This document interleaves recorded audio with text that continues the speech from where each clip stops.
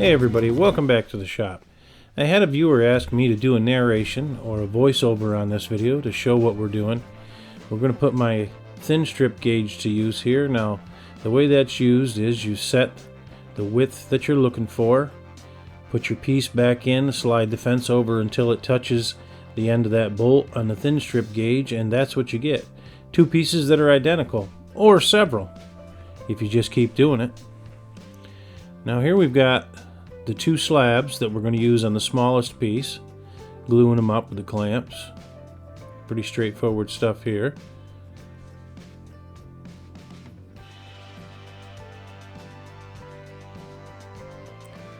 Now what you're seeing me do here is I'm laminating these boards together. They're not really boards, they're just thin strips. But we're going to use a center clamp to start bending them so that they match as close as possible to the contour of the blade, the largest blade that we're doing, the handle. And you'll see that here in a second. We'll put the center clamp in and it'll start to flex those little pieces of strips inward. I'll put the second clamp on to hold it in place so that I can adjust the first clamp again. And we keep working back and forth until I get the angle that I'm looking for, and then we'll slap in a simple screw clamp to hold it. The middle knife is going to use cherry, and that's what those are. And here we have the lamination out of the glue up, or out of the clamps, and we're going to slice it in half so that we'll get two identical halves for each side of the largest knife. And here's what we're going to work with. Two small ones, two medium ones, and two larger bent ones. Three individual knives, unique to themselves. A little skinning knife here, an everyday carry knife there, and I don't know what you would do that one with. Now those pins are made out of brass screws or bolts. The local Big Blue box store didn't have the pin stock that I needed, so I'm going to take those brass bolts, cut the head off of them, as you'll see here. And that is a portable bandsaw that I've got mounted in an upright post that I created, and it's clamped to that post in the vise. The head is gone. Now we'll stick the bolt in the drill press, and using a slap disc on the angle grinder, we'll just keep taking off little bits at a time until that bolt, or now a pin, goes through the handle of those knife blanks. Once it's thin enough, we'll move on to the next step, which happens to be sanding and flattening the slabs so they'll make good contact with the blade when the time comes for glue up. When you're making knives, there's a whole lot of sanding and shaping that takes place. So we'll start with the little one here.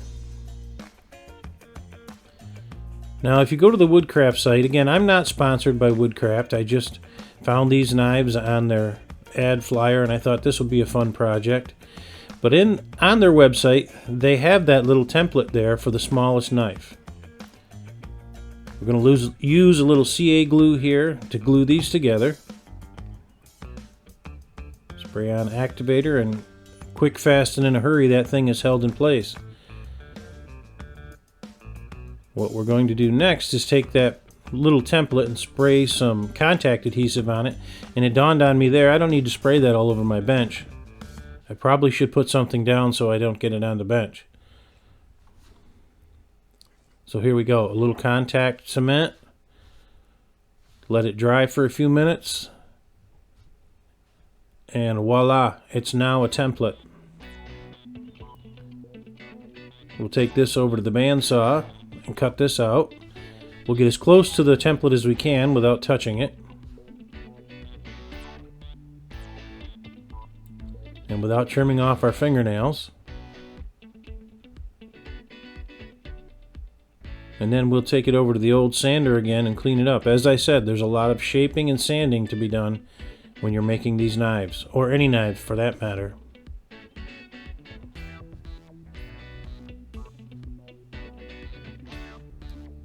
And we'll get it close here. The blanks need to extend over the metal. They have to be bigger than the handle so that you can sand them in and have a perfect match. Right there I was testing to see that we have just a little bit sticking out above the knife. With these two together, we'll go over and drill the pin holes through both pieces. That way we know we have perfect alignment. Put the pins in just to test it, and it works. Here we're separating the two blanks, obviously, and you'll notice that the blanks are opposite colors. Same colors, but in opposite directions. Lighter colored wood near the blade on that one, lighter colored wood near the tail on that one. Pins fit, everything lines up. We're going to mark those pins to cut them off in the bandsaw. The pins need to extend a little bit beyond the blade or beyond the handle so that you can sand those in and have everything come out flush and smooth when you're finished shaping the handle. As you can see, they stick out on both sides. Now with this little bitty blade and most of the blades, you can't bevel or shape the end of the handle up near the knife's edge. You'll ruin the blade, so you have to do that ahead of time. Here we have the middle blade or the middle sized blade blank. Simply hold that down and use the blank itself as the template. Second verse, same as the first, over to the bandsaw, cut it out. Make sure the pins fit after we drill the holes. Do a little shaping. Beveling the end near the blade edge again. And when you're making these blanks, the object is to maintain the same size between the two pieces. You don't want one thicker than the other, it'll make the knife off center. So as you can see here, we're pretty close eyeballing it.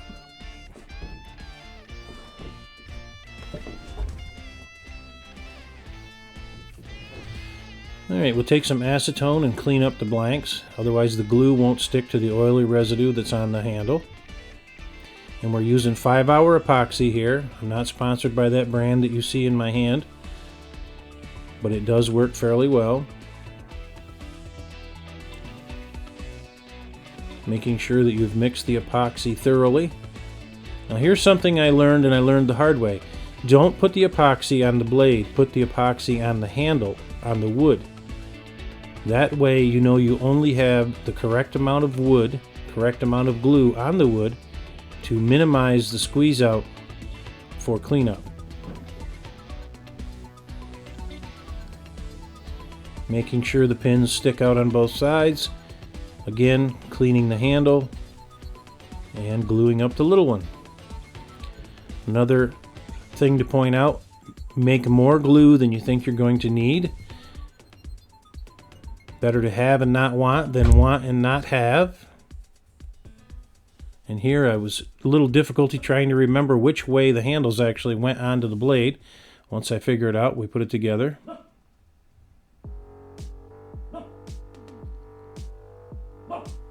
And I learned that little trick about putting the glue on the handle and not on the knife on this one right here.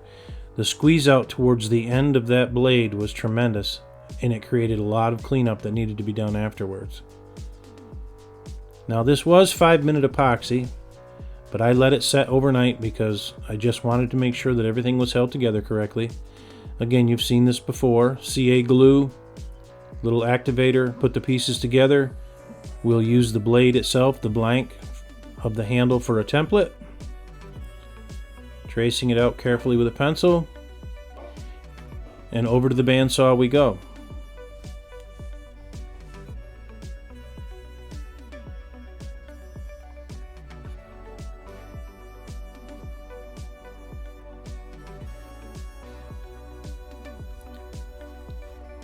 It's basically the same thing each time, and voila, we've got a handle. Pins fit, make sure everything is good. Mix up the glue, put the glue on the wood this time, I learned.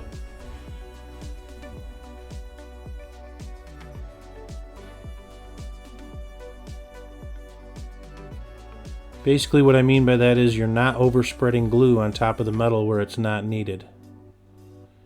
pins in to make sure it fits, or make sure it lines up correctly.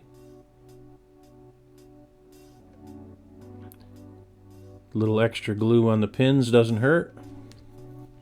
And put it together. Now, it fit a minute ago, and here it didn't want to, and this is not recommended tapping on that. You're likely to split the handle if you're not careful. I was using an awl and tapping really carefully to make sure I didn't split the handle after all that work.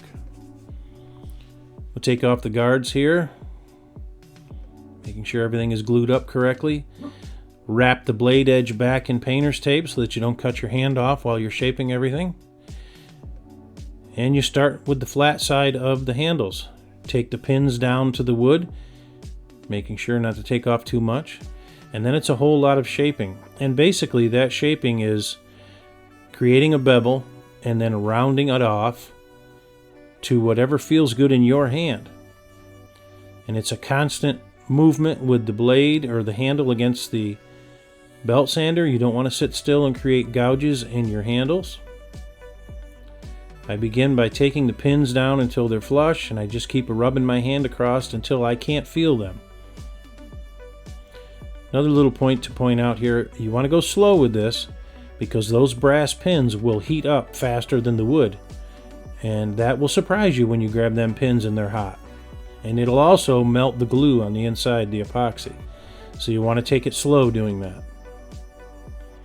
And as I said, there's a whole lot of shaping. It's just rinse and repeat when you're doing 3 knives at a time.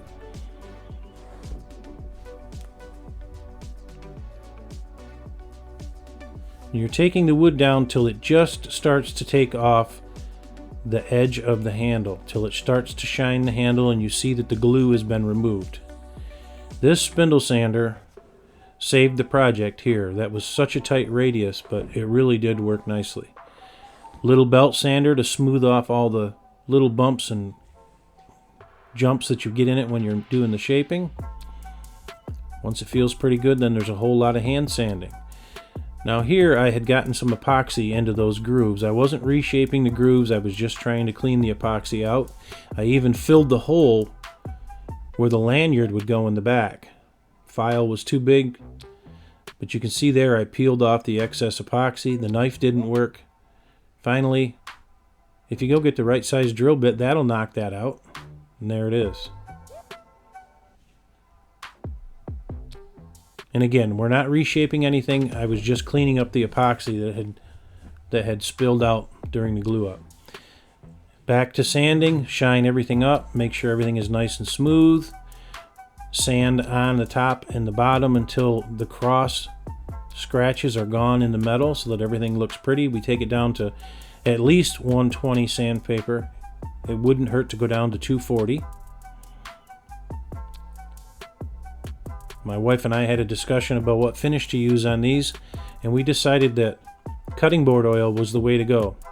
You wouldn't want to finish a handle of a knife with polyurethane if you're going to cut any food products. And I'm guessing that these are going to be used in our kitchen to cut up food. So we'll use something food grade safe. Thanks for watching, everybody. I hope you enjoyed this. I hope you learned something from this video. Like I said, a viewer asked me to do this to explain how I did it. I hope you enjoyed it. Please give me a like. Leave a comment. We enjoy reading those. Subscribe if you haven't done so already. And as always, I'll catch you on the next one.